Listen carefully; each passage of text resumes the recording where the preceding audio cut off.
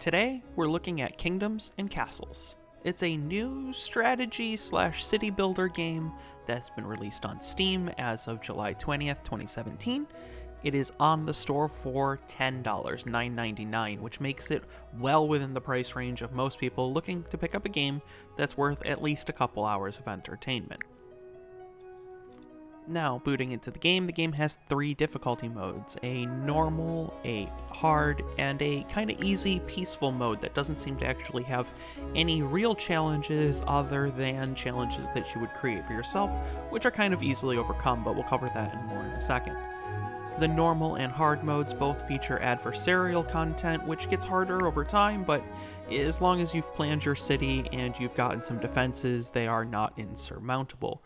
These adversarial things come in the form of Viking raids or dragons. The first couple that you see, the dragon's going to burn down a part of your town, or the Vikings are going to burn down part of the town and pillage some of your resources. In the very early stages of the game, there's not a ton that you can do about this, but once you kind of get yourself built up and you've come to around the city stage, then they really don't pose that much of a threat anymore. You will down dragons with ease, and you will repel Viking invaders fairly easily. The other challenge to this game comes with simply managing your populace and managing their happiness. Now, villagers can have their happiness decline for many different reasons, from plague to lack of food to lack of housing, but you can go ahead and increase their happiness fairly easy as well. You can throw festivals in your town square, make sure that you have plenty of food, and keep expanding and building houses in your city. As you're building, you can also build up your defenses. Defenses come in the form of castle walls and gates, as well as the form of ballista towers and archer towers, and you can also form an army by recruiting some of your idle citizens to fight for you against Vikings. Now, your army doesn't do anything against dragons, but against Vikings it does.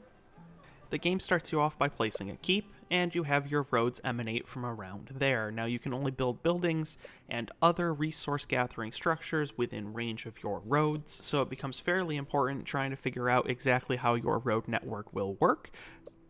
Citizens also move faster on roads, which becomes important as you start to have to store food for longer winters or longer years as you get more people, at which point they may not be able to get all of their food off of the farms or off of the orchards fast enough if they don't have roads accessible to a close enough food storage area.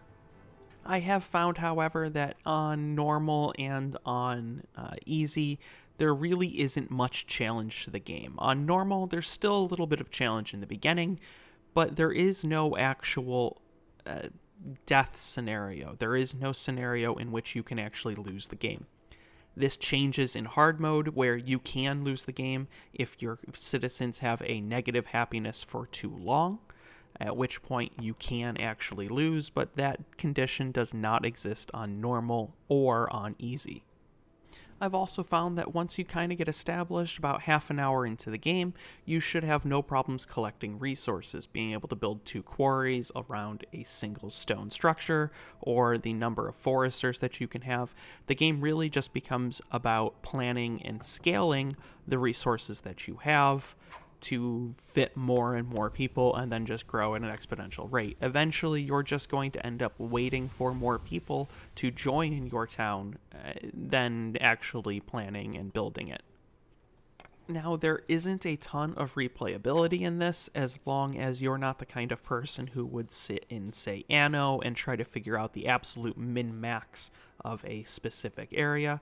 However, as far as it goes, the game kind of has a limit to the number of hours that you could really put into it, because there's only so much that you can do.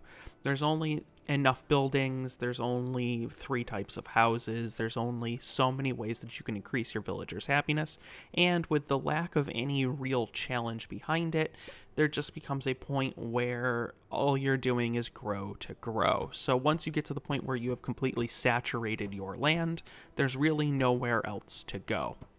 And this happens fairly quickly. I was able to get up to 1,000 citizens in just under 3 hours of play. So the real question that you would have to answer is how much do you value time for money? This is a $10 game. I have gotten about 10 hours of play out of it for about $1 an hour, at which point I don't know if I will return until there is another patch that adds more content. However, if you compare this to other forms of entertainment, $1 an hour is actually kind of a bargain now. Now, the good news is that while this game is not listed as still being in early development and that this is actually a true release, which I give big props to the developer for because many people would have just kept this in development hell, they do have and have already released a patch, and they do have a roadmap for adding more content to the game. So this is something that I viewed as more of an investment of my $10, as in development we're looking at merchants and ports. They're going to develop Twitch integration, they're going to develop heroes, some map stuff, and they're going to add VR support to the game. I am extremely happy with my purchase, as I don't view $10 for 10 hours of entertainment to be a poor investment, and I feel that this will only pay in dividends over time. However, you may view money for time differently than I do. Overall, though, I found Kingdoms and Castles to be very easy, even on normal mode, but very relaxing and very therapeutic. I found myself a bit challenged to figure out the best way to place community resources so that I could maximize my population in the small spaces that I was allotted, and being able to place defenses so that I could thwart attacks via dragons or Vikings before they caused any real harm or damage. There are some things that I wish were a little bit easier in the game or a little bit more fleshed out. Things like food storage, where farms far enough away from your population centers, the food never really gets used because nobody really goes out. Now, there is a building in the game, the market, which appears like it should have fixed this problem, but it doesn't. The market really only stores so much food and so much things for the heads of household to get food for their buildings, so it doesn't really work the way that I believe it was intended. Maybe this will get fixed in a future patch. Right now, I found the best course of action is to simply make smaller pockets of towns, which all have their own food production and happiness production all within a small area. So, I've enjoyed Kingdoms and Castles. If you've picked this up, let me know in the comments below what you think of the game and if you've enjoyed it. Or if you're planning on picking it up, let me know as well. I'd love to hear from you in the comments. If you like this video, hit that like button. If you want to see more like it or more of the Let's Plays of Yonder and things like that, go ahead and hit that subscribe button, hit that little bell icon next to it, and that'll let you know when I upload a new video. Thanks for tuning in, and I hope that you tune in to more of my past and future videos.